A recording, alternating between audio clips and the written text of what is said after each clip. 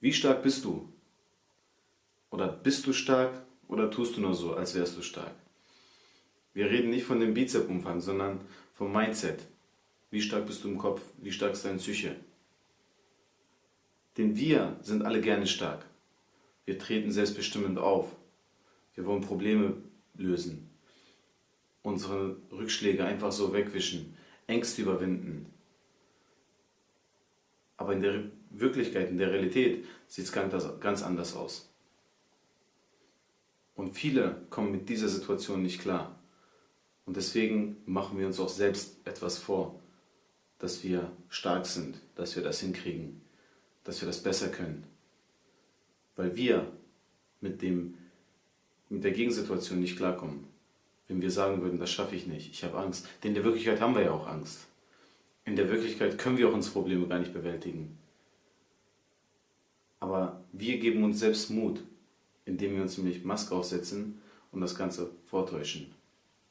Die eigentliche Sache ist ja dahinter, da wir uns etwas vortäuschen und uns etwas vormachen, sind wir ja selbst manipuliert. So, wir manipulieren uns selbst für einen kurzen Zeitraum, um halt besser dazustehen.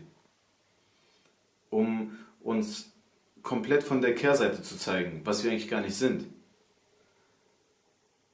Und das eigentliche Problem bei der Sache ist, dass wir uns mit unseren Sachen, mit unseren Problemen, mit unseren Schwierigkeiten, Problemen will ich nicht sagen, aber mit unseren Schwierigkeiten gar nicht befassen. Und wenn wir uns mit diesen Dingen gar nicht befassen, werden wir auch niemals eine Lösung dafür finden. Das heißt, wir müssen an unserem Mindset arbeiten. Wir müssen uns bessern. Was kann ich das nächste Mal besser machen?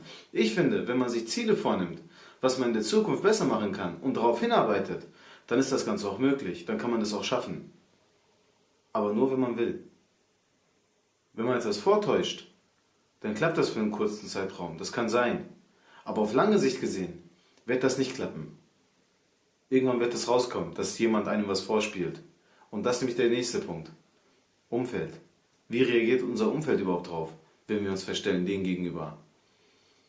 Vor allem am Arbeitsplatz, wenn wir Angst haben, dass wir uns etwas verbauen können am Arbeitsplatz, dass wir uns eventuell sogar unsere Arbeit verlieren können. Und wenn das nicht die Grundlagen, was ich eben aufgezählt habe, wenn wir unsere Maske, ich betone es jetzt ganz direkt, wenn wir unsere Maske nicht absetzen und nicht an uns selbst arbeiten, dann werden wir uns auch niemals bessern.